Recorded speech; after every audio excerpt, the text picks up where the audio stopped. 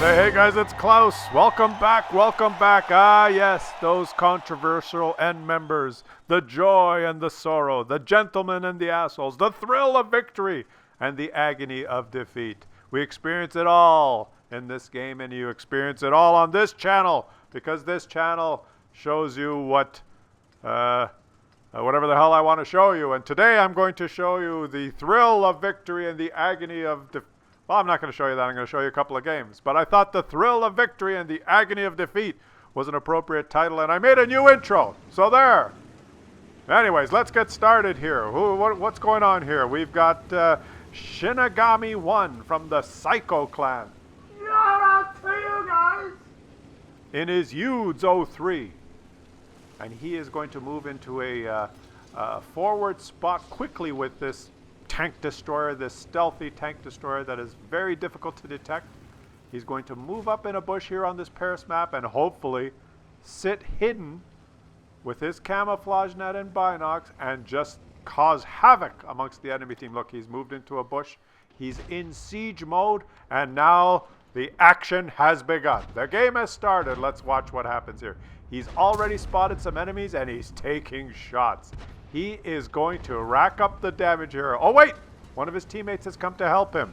It is I-Tanker in the FCM-50T. He is pushing him into a more forward location and flipped him over. Then I-Tanker is now going to learn a little bit about concealment. He is in a heavy tank which is easily spotted, and he's been killed. Whereas the stealthy TD has not been spotted yet. And even though he is sitting helplessly upside down in the open, is invisible, because that's how the spotting mechanics work in this game.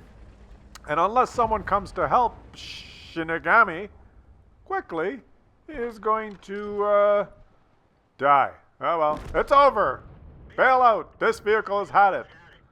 But when things like this happen, many times there's just simply misunderstanding, and it's appropriate to read the chat to figure out exactly what went on. And if we read the chat here, we will see that sometimes the issue is much more complicated than you can even imagine. There are two sides to the story. What one person believes is not necessarily what another person believes. It is important to communicate and figure it out. So these two are going to politely discuss things in the chat. And old Shinigami here is asked, "You idiot, why did you flip me?" To which the I-Tanker responds, I didn't. He did flip him. That's what the misunderstanding was. Shinigami thought that he was flipped, but obviously I-Tanker did not flip him. You see, you have to communicate, you have to resolve these things through dialogue, because there's obviously more to it than just one simple observation. There are two sides to any story. And I think their conversation is going to continue here. They're both scratching their heads, and I-Tanker says, "Why? Why do you ask? Why do you ask if I flipped you? Why?" "Well, then who did? Who flipped me?" Shinigami is at a loss. He knows that he has been flipped. Who flipped him? If it wasn't I-Tanker. Your tank just flipped. Your tank just flipped. What's wrong with you? I-Tanker replies, "I didn't flip you. Your tank just flipped. You go up my tank."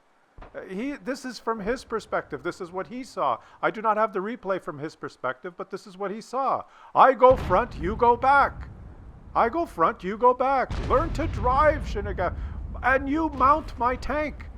I-Tanker's tank was mounted. Shinigami's tank was not flipped. I-Tanker's tank was mounted. Then you complain I flip you.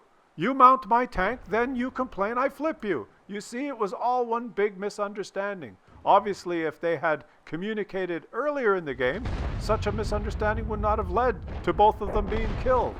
You reverse my go up my tank for what? You see, when you look at both sides of the story, it starts to make sense. You just had to get I-Tanker's perspective on it. You can't just jump to conclusions. Jumping to conclusions is dangerous. Complain noob.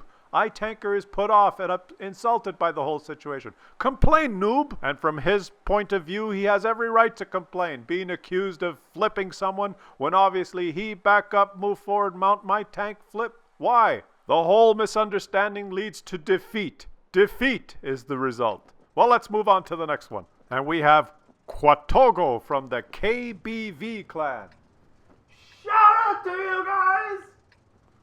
Driving an STR VS1. He's also driving a TV, but he has much prettier camouflage. He will remain concealed even more than the previous sneaky Swedish TD. And in this game, we will see an example of teamwork and cooperation, not like the previous one was just disagreeing and arguing. This team knows where it's at. This team is going to work together to try and win this game. And where is this sneaky Swedish TD going to go? It looks like he's going to go to the back here and try and get in some of these bushes and provide support fire for his team. Look, oh, there's a Yudes that is arriving there before him. And it looks like the Yudes is going to try and get over this rock. A sneaky position to go if a teammate helps. And he is going to help him. He's going to push this guy over the rock so he can get on the peninsula. And it looks like a teammate is going to push him as well and help him over the rock. And it looks like a Borsig is going to push another teammate. And it's a whole, they're doing the locomotion. The whole team is moving onto this peninsula so they can all provide support fire from this sneaky spot. Look at them. Heavy tanks, TDs, medium tanks, everybody. And he is going to get into siege mode and become stealthy. The Borsig, the Type 59, a Yag Tiger 88, a 112. Somehow they've all made it into this great spot where they can all just, they'll sit here and farm damage for the whole game. Look at our hero here, Quatogo. He's getting shots already. While the German Tier 8, look at the German Tier 8, the Yag Tiger 88 is finally getting into position. It's going to be just a firing line here. Look at these guns ablazing. It's like blazing saddles. They're all in the bushes, on the cliff, pounding away at the enemy.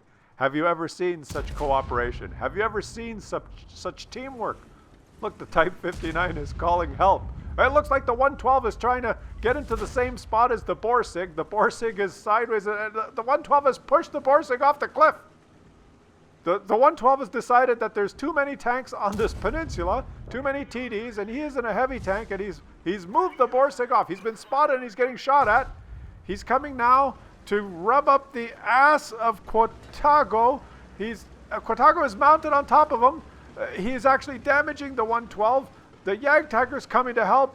They've lifted him off the ground, rearing him over, flipping him, and now he is upside down and going to die. But the Yag Tiger does not want that to happen. He wants to flip him back over, so he is going to, it's either he dies or he falls off the cliff, which he does, and lands on his feet like a cat. Oh, what a move. And here comes the Yag Tiger. And he's killed him and landed upside. He's calling help, help, help. I flipped you over when you were upside down. Someone come and help me. But the Type 59 tried, but killed himself coming over the cliff. And now another teammate is just, the RU-251 is shooting him. He's not trying to flip him over. One of his teammates is trying to flip him. Another couple of seconds and he's going to die because he's upside down. Quick, someone flip him over. He's calling help, help. They're not helping him. They're shooting him and he's dead. It's all escalated, and here comes the artillery. The artillery comes zooming down into action. Where's the 112? What happened to the 112 in all this? He started all of this. Where is he? Is he still up on the cliff? I'm not sure where he is. Where is he? Up there? Yes, he's up on the cliff. Here he comes. Here he comes. He's calling help. He's made it off the cliff somehow. He's calling help himself. At least this team. Oh, he's blown up. They're not arguing. They are communicating. It's a team effort, and unfortunately, the enemy's in the cap. The enemy's on the cliff. The enemies are everywhere. This one has slowly gotten away from them. It started off so promisingly. It was all so planned out. They were boosting each other and helping each other get into position, and somehow, after all that teamwork, all that effort to do things together. You know, I promised you the thrill of victory and the agony of defeat, but alas, all you got was the agony of defeat. But it's my channel. I can show you whatever the hell I want.